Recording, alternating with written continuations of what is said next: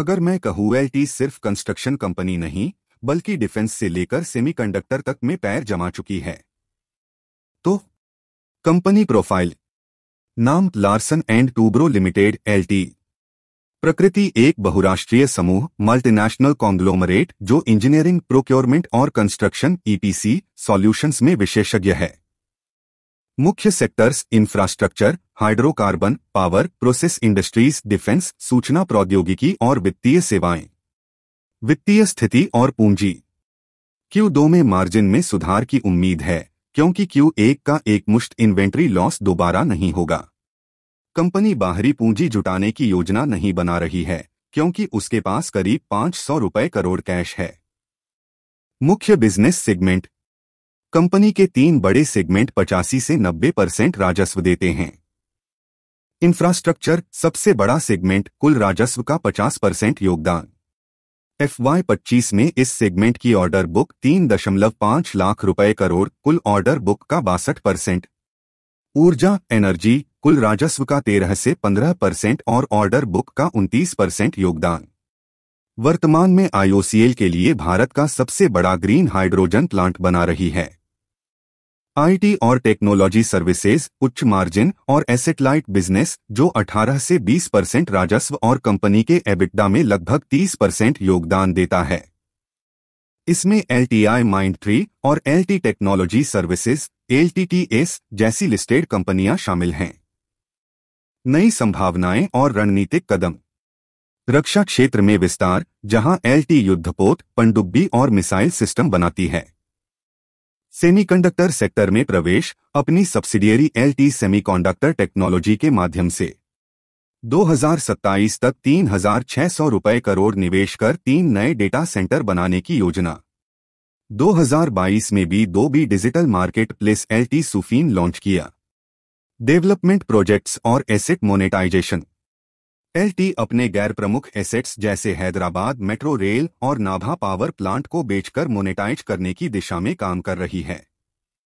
इसका उद्देश्य कर्ज घटाना और मुनाफाखोरी प्रॉफिटेबिलिटी बढ़ाना है।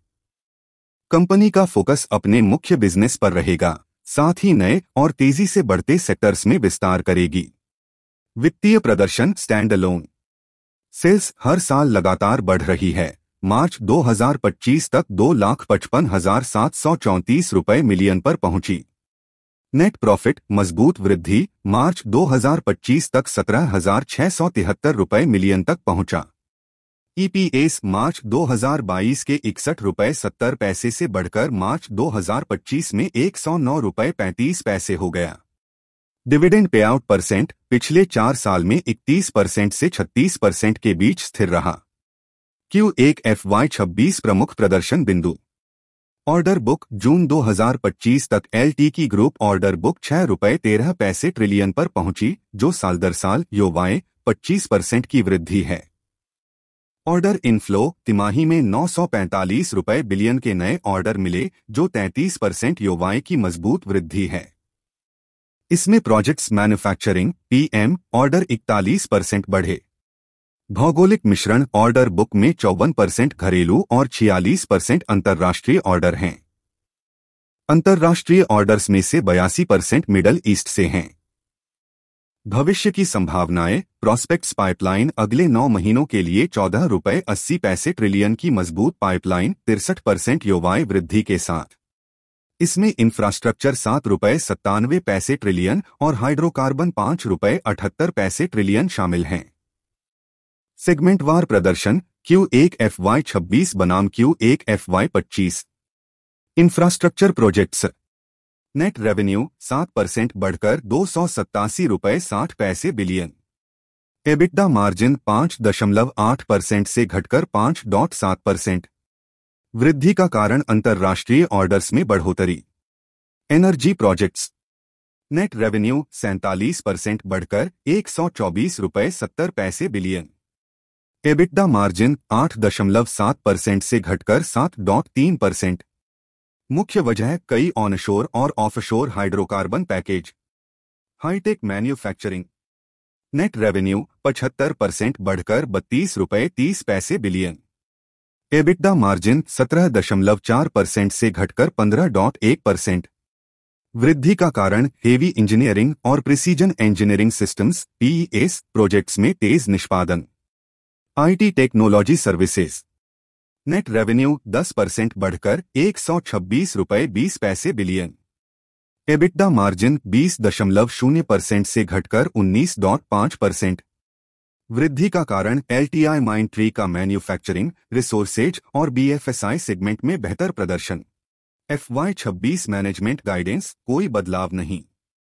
ग्रुप ऑर्डर इनफ्लो ग्रोथ 10% अनुमानित। रेवेन्यू ग्रोथ 15% अनुमानित। नेट वर्किंग कैपिटल (NWC) बटा रेवेन्यू मार्च 2026 तक 12% लक्ष्य। प्रोजेक्ट्स मैन्युफैक्चरिंग (PM) मार्जिन पूरे साल के लिए 8.3%, 8.5%। पहली 2 तिमाहियों में थोड़ा कमजोर प्रदर्शन अपेक्षित। जोखिम और चुनौतियां। Execution headwinds. जल जीवन मिशन से फंडिंग में देरी के कारण वाटर सेगमेंट में समय की बर्बादी और मार्जिन पर दबाव। Labour turnover. कर्मचारियों के उच्च स्तर पर छोड़ने से लागत और प्रोजेक्ट निष्पादन की जटिलता बढ़ रही है।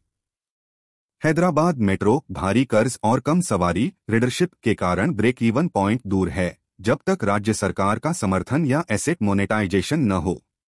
प्रतिस्पर्धी दबाव, खासकर हाइड्रोकार्बन सेगमेंट में आक्रामक प्राइसिंग, जिससे पीक निष्पादन के समय मार्जिन प्रभावित हो सकते हैं। Share holding pattern. FIIs विदेशी संस्थागत निवेशक हिस्सेदारी दिसंबर 2024 के 20.83% से घटकर जून 2025 में 19.33% हुई। DIIs घरेलू संस्थागत निवेशक हिस्सेदारी लगातार बढ़ी दिसंबर 2024 के 41.71% से जून 2025 में 43.48%। सरकार 0.24% हिस्सेदारी स्थिर। पब्लिक हिस्सेदारी 37.21% से घटकर 36.95%। डिस्क्लेमर: यह जानकारी केवल शैक्षिक उद्देश्य के लिए है, इसे निवेश सलाह न समझें। निवेश से पहले अपने वित्तीय सलाहकार से परामर्श करें।